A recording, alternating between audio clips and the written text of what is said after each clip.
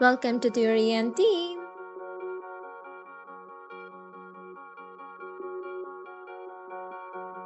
Do you get confused between I work and I'm working? By the end of this video, you won't be. Today, we are breaking down the four types of present tense you actually use when talking to friends or while writing or interviewing for a job. First, let's look into simple present tense. Important point to remember is that this tense is used for to speak about fact and habit. First of all, let's see when to use the simple present tense. First is habits and routines.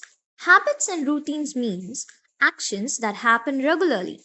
That is something you do on a daily basis. These types of actions are shown with this tense. Let's see an example so that you can understand what it means.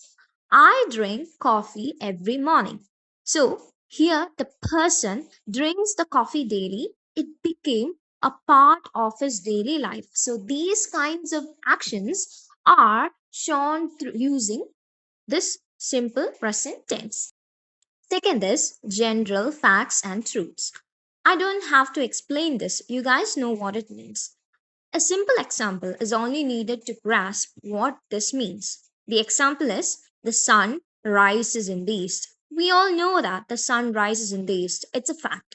In order to speak facts, simple present tense is used.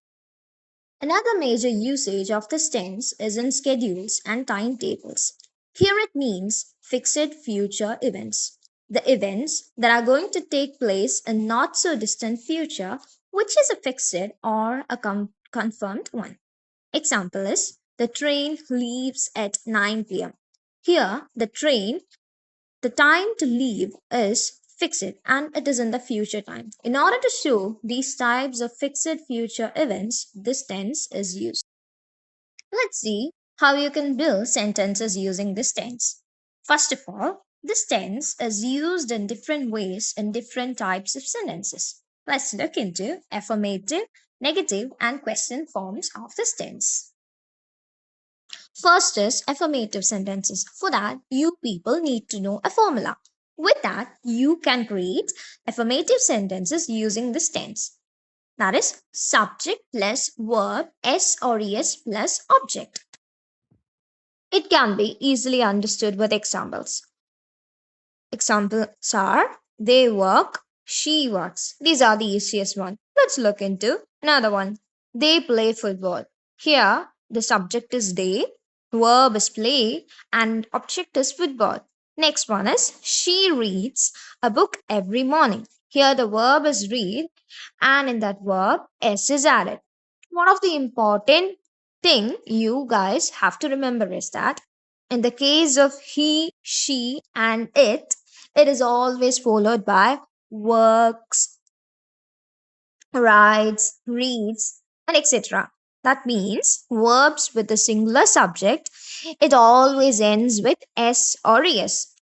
And in the case of they, you, I, and we, it is followed by work, read, write, etc. That means exact. It is followed by the exact form of the verb. An easiest example for you people to remember is she loves to do makeup. Here, the singular subject, it is followed by loves, where the singular subject is always followed by a verb that ends with s or es. So the verb love, it becomes loves. So it's an easiest example for you guys to remember. She loves to do makeup. In the case of negative sentences, it is subject plus do or does plus not plus base verb plus object. Let me give you an example. I do not like to watch lengthy videos. So here, do not is used to indicate the dislike. Another example is I do not like coffee. So with the subject, do not is used. He doesn't watch TV. One thing, an important thing in here, you guys have to remember is that is I, they, you, and we is always followed by do not, and he, she, and I, it is followed, sorry, he, she, and it is followed by does not. Why is it like that? It's because only third person singular pronoun, that is he, she, and it require des, and the rest require the base form do.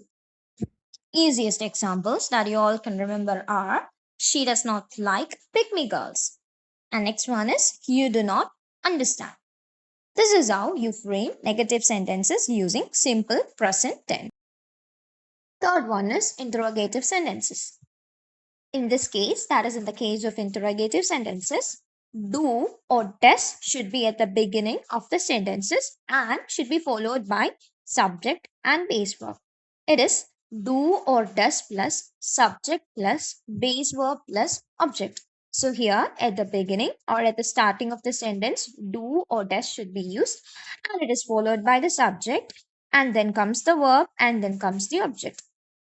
It will be easily grasped using the examples.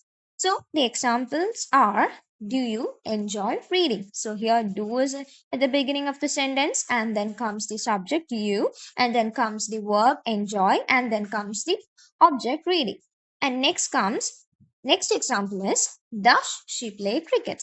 Here also does is at the beginning and then comes she and then comes the verb and then comes the object cricket.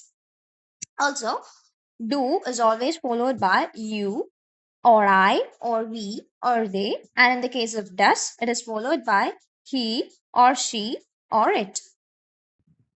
You people can connect these with your daily life activities or the things in your real life so that it can be easily understood. Instead of just studying what it is, just connect it with your surroundings so that it will be easily grasped. So, what do you use here? I write, I am writing, I have written, or I have been writing. We use I write in the simple present tense. For example, I write poems. Here it is talking about hobby or a regular habit. So in the simple present tense, we use I write. Then what are these? I'm writing, I have written, I have been writing. Let's dive deep into this in the next video. Thank you all for watching.